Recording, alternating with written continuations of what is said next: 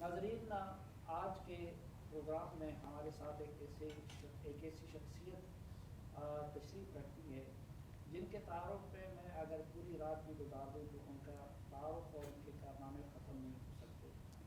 Doctor Zakir Naik صاحب ان دنوں پاکستان کے دورے پہ تشریف لائے ہیں۔ 18 اکتوبر کو بھارتی ریاست مہاراشٹر کے شہر بمبئی میں پیدا ہوئے۔ MBBS ڈاکٹر ہیں، تقابل ادیان کے ماہر سمجھے جاتے ہیں۔ 40 ممالک میں 3000 سے زائد عوامی خطابات سے وہ خطاب کر چکے ہیں۔ اپریل 2012 میں بہار میں 1 لاکھ سے زیادہ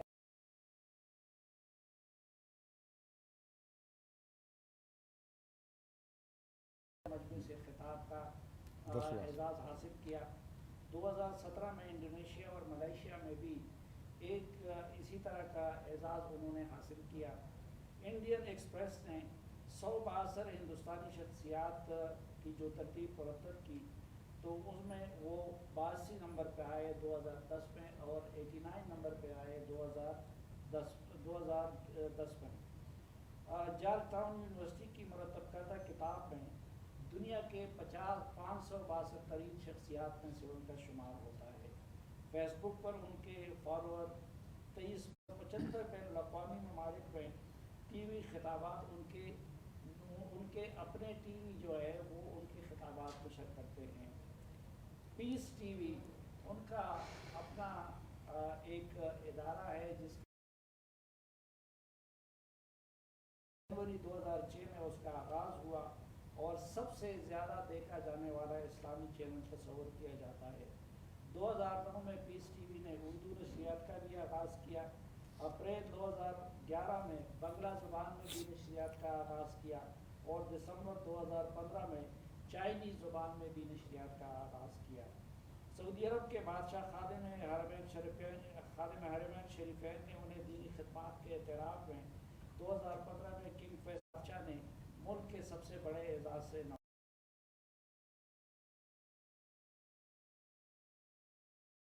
نام تھے۔ انہوں نے 1994 میں ڈاکٹر صاحب کو دیدار پلس قرار دے دیا۔ اسی طرح اور بہت ساری چیزیں ان کی ذات سے منسوب ہیں، لیکن میرے خیال میں ہم سب کو اشتیاق ہے ان کی گفتگو سننے کا۔ تو ڈاکٹر صاحب بہت شکریہ، اور سب سے پہلے آپ کو پاکستان میں خوش آمدید کہتے ہیں۔ سب پاکستانی آپ کی آمد پہ بہت خوش ہیں، اور پہلا یہ جتنے بھی بیٹھے ہوئے ہیں ہمارے ٹاپ کے اینکرز ہیں مختلف چینل سے ان کا تعلق ہے، وہ سب آپ سے سوال کریں گے۔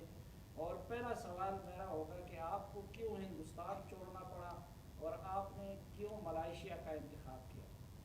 الحمدللہ والصلاة والسلام رسول اللہ وعلیہ آلہ وصحبہ اجمعین، اما بعد وقل جاہلک وذاق الباطل ان الباطل کان زہوقا رب اشرح لی صدری ویسر لی امری واحلل عقدۃ من لسانی یفقہوا قولی۔ میں آپ سب کا خیر مقدم کرتا ہوں، اور انٹرویو شروع ہونے کے پہلے، پروگرام شروع ہونے کے پہلے کہنا چاہتا ہوں کہ میرے تعلیم انگریزی میں ہوئی ہے، تو اردو کی مجھے مہارت نہیں ہے، تو اگر میں اردو بولنے میں کچھ غلطی کروں گا تو اس کے لیے معذرت چاہتا ہوں، اور خصوصاً پاکستان میں ہوں تو اور مجھے کیئرفل رہنا چاہیے۔ مکس بول رہے ہیں، اردو انگلش مکس۔ بہت اچھی اردو بولتے ہیں۔ جی ہاں، جو آپ نے سوال پوچھا ہے کہ کیوں مجھے ہندوستان چھوڑنا پڑا، میں کہتا ہوں ہجرت۔ کیوں میں نے ہندوستان سے ہجرت کی؟ ہجرت از اے مور بیٹر اسلامک ٹرمنالوجی۔ الحمدللہ اللہ کے فضل سے، اللہ کے مدد سے، جب میں دعوتی کام شروع کیا دیدار صاحب سے متاثر ہونے کے بعد 1991 میں، اور الحمدللہ اللہ تعالیٰ نے کافی قبولیت دی، اور اللہ کی مدد سے الحمدللہ کافی غیر مسلمان اسلام قبول کر رہے تھے، اللہ ان کو ہدایت دے رہا تھا۔ تو کیونکہ کراؤڈ بڑھ رہا تھا، جب بھی ہم پروگرام کرتے تھے تقریباً 25% غیر مسلم ہوتے تھے، اکثر ہندو۔ تو اگر 1 لاکھ کا مجمع ہوتا تھا تو تقریباً 25,000 ہوتے غیر مسلم، اکثر ہندو۔ جب 10 لاکھ کا مجمع ہوتا تھا تو 2.5 لاکھ ہوتے تھے غیر مسلم، الحمدللہ۔ اور اکثر جو غیر مسلم میرے پروگرام دیکھتے تھے اکثر میں سے متاثر تھے، مور دین 95%۔ کچھ مشدد ہوتے تھے جو شدت پسند تھے، شاید مجھ سے خوش نہیں تھے، تو کیونکہ غیر مسلم مجھے چاہنے لگے، اور آپ میں کئی ہندو کہتے تھے کہ میں 40 سال کا ہوں، جو مجھے ہندوازم کے بارے میں پتہ نہیں تھا، ذاکر بھائی کے لیکچر سننے 2 گھنٹے میں ہمیں اور نالج ملی بنسبت جو 50 سے 40 سال میں ہم نے زندگی میں نالج حاصل کی ہندوازم کے بارے میں.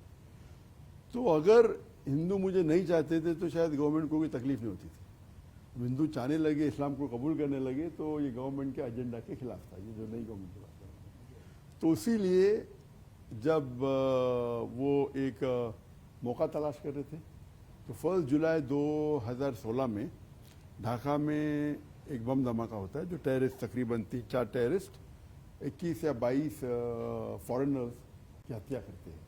اور ایک ٹیررسٹ اس میں ان کے جو نیوز پیپر ہے 3 جولائی میں آتا ہے کہ ایک ٹیررسٹ ذاکر نائک کا فیس بک پہ فالوور تھا. تو نیکسٹ ڈے پہ پوری انڈین میڈیا کہتی ہے کہ ذاکر نائک نے اس ٹیررسٹ کو انسپائر کیا. 4 دن بعد یہ شائع ہوتا ہے وہی بنگلہ دیشی نیوز پیپر میں کہ ہم نے کبھی بھی نہیں کہا کہ ذاکر نے انسپائر کیا, ہم نے صرف کہا کہ ایک ٹیررسٹ ان کا فالوور تھا فیس بک پہ. لیکن انڈین میڈیا جو باندھے گودی میڈیا کہتے ہیں وہ شروع میں الحمدللہ کافی میرے خلاف بات کرنے لگے. لیکن الحمدللہ یہ اچھی بات تھی کہ ہندوستان میں جتنے مسلمان میں فرقے اس کے باوجود ماشاءاللہ اکثر لوگ نے مجھے سپورٹ کیا. اور اتنا سپورٹ ہونے کے بعد پورے ہندوستان میں پروٹیسٹ تھا کہ 1 مہینے کے اندر انڈین پارلیمنٹ میں آپ ابھی بھی جائیں گے 2 اگست 2016 میں انڈین پارلیمنٹ میں کہا گیا تھا کہ there is no evidence found about doctor Zakir Naik اور his organization Islamic Research Foundation and they are not involved in any terrorist activity. تو یہ بولنے کے بعد سب پروٹیسٹ کم ہو گئے. لیکن ان کا ایجنڈا کچھ اور تھا. چند مہینے بعد نومبر میں جب ہندوستان کے مسلمانوں کو مسلم پرسنل یونیورسل مسلم پرسنل یونیفارم سول کوڈ کے چکر میں ان کو الجھایا گیا اور اس کے درمیان ہمارا آرگنائزیشن کو بین کی. تو کیونکہ یہ آنسلاٹ جو میرے خلاف ہوا اسی لیے اس وقت میں عمرہ کر رہا تھا, رمضان کا مہینہ تھا اور مکہ میں تھا. تو ہمارے جو لائرس نے کہا کہ اب باہر ہی رہیں گے تو اچھا ہے. تو اس کے بعد میں واپس گیا. ایسا نہیں کہ میں چھوڑ دیا, میں باہر تھا اور اس وقت یہ ہوا. اور اس کے بعد جب الزام لگنے لگے تو پھر اس کے بعد میں واپس گیا نہیں. اور الحمدللہ اللہ کا فضل تھا کہ کبھی خواب و خیال میں نہیں سوچا تھا کہ یہ الزام مجھ پہ لگے گا آن ٹیررزم. اور ان نے پھر درخواست کی انٹرپول سے 2017 میں کہ میرے خلاف ریڈ کارنر نوٹس ضائع کیا جائے, RCN ریڈ کارنر نوٹس. تو انٹرپول نے کہا یہ بالکل بے بنیاد ہے, یہ پولیٹیکل ہے, اٹ از رانگ. پھر 1.5 سال بعد 2019 میں پھر سے درخواست کی اور تو انہوں نے نکال دیا یہ کیا Zakir Naik terrorist hate speech کے بارے میں. اور ہیٹ اسپیچ کی کوئی کنٹینٹ پیراگراف کوٹ کر کے انہوں نے پیش کیا انٹرپول کو. تو انٹرپول نے بولا کہ یہ ہیٹ اسپیچ میں آتا نہیں, اس کو درخواست کو بھی نام مسلم کر دیا. اس کے بعد پھر 2021 میں ایک نیا انٹرپول کا ریکویسٹ تھا منی لانڈرنگ کہ ذاکر نائک منی لانڈرنگ کر رہے. And Interpol gave a very strong notice saying he is a religious speaker, he has the right to speak about his religion, he has the right to collect funds if he wants to collect funds. He is doing as per the law of the country. It is nothing but a political motive. یہ بالکل بے بنیاد ہے. تو 3rd بار Interpol نے reject کی کہ یہ بے بنیاد ہے. نارملی اگر کوئی گورنمنٹ کوئی مسلمان کے خلاف ٹیررزم کے اوپر اگر کرتی ہے کہ نوٹس کرو تو 99% میں لائرس کہتے ہیں کہ کر دیتے. لیکن چونکہ میرے اتنے تقریر موجود تھے انٹرنیٹ پہ, اٹ واز آبویس, تو الحمدللہ وہ ناکام نہیں تھے. تو اسی وجہ سے باہر تو الحمدللہ اللہ کے فضل سے کوئی تکلیف نہیں, لیکن اس کی وجہ سے ہجرت کرنے پڑا.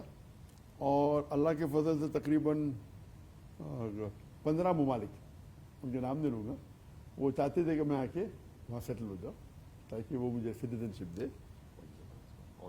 اور یہ 15 ممالک سے میں میرے خود کے ریسرچ کے مطابق میرے نزدیک ملیشیا جتنے بھی مسلمان ممالک ہے جو بھی فی الحال ہے میرے نزدیک سب سے بہتر تھا اس معاملہ میں. اور اسی لیے میں نے ملیشیا چنا کیونکہ ملیشیا کی کئی خوبیاں ہیں. Number 1, Malaysia is one of the few Muslim countries which is not controlled by some outside country.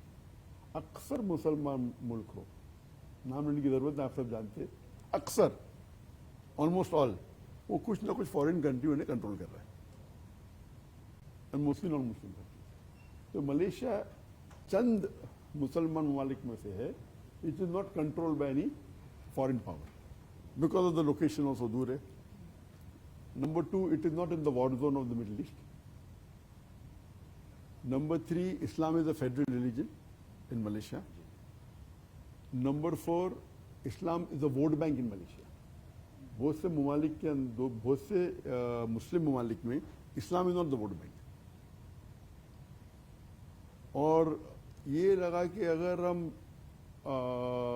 It's not a vote bank, हालांकि मुसलमान ज़्यादा है, बिकॉज मलेशिया का यूनिक है कि जो मेरे नज़दीक 85% से ज़्यादा अगर मुसलमान है उस देश में, तो unfortunately Islam doesn't become a vote bank. और मलेशिया में क्योंकि 63-64% है, तो yet Muslims want to be close to Islam, तो इस्लाम इज़ अ वोट बैंक.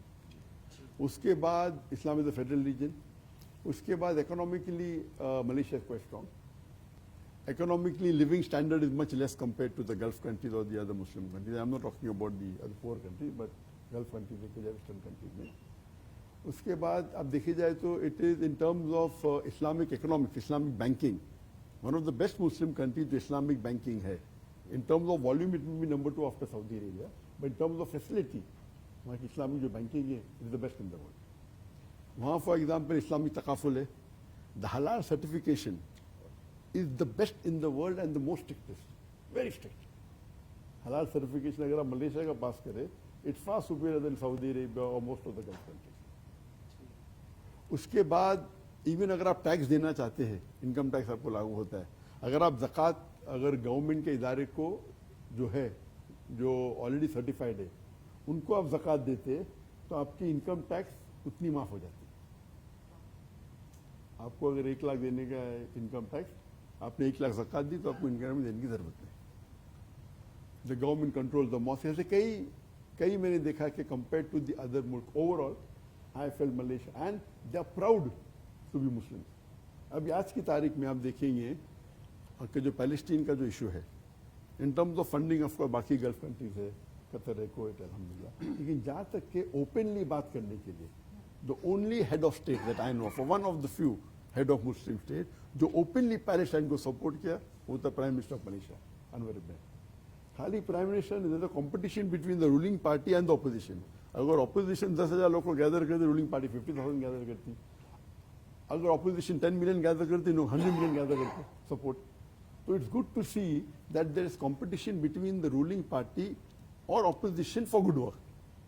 तो इस तौर एंड मलेशिया एक मेरे नज़दीक जिसमें मैं ट्रैवल किया हूँ, जहाँ ओपनली मुसलमान बात कर सकते इन support of the Islamic cause, whether it be Palestine, whether it be Rohingya, whether it be any issue on Islamic, you can take out a protest openly and the government supports you. बाकी जगह ऐसा नहीं है. दे मे support monetary, but you cannot take out a protest, you cannot openly support. So you feel proud to be a Muslim in Malaysia. इंशाल्लाह I'll just come to you. And one of the best cities in Malaysia, I think, is Putrajaya. उसमें more than much 95% मुसलमान है, no alcohol, no pork, no night life. Other parts of Malaysia में some है. So I felt one of the best cities after the Harmain for a Muslim to settle, it is Putrajaya.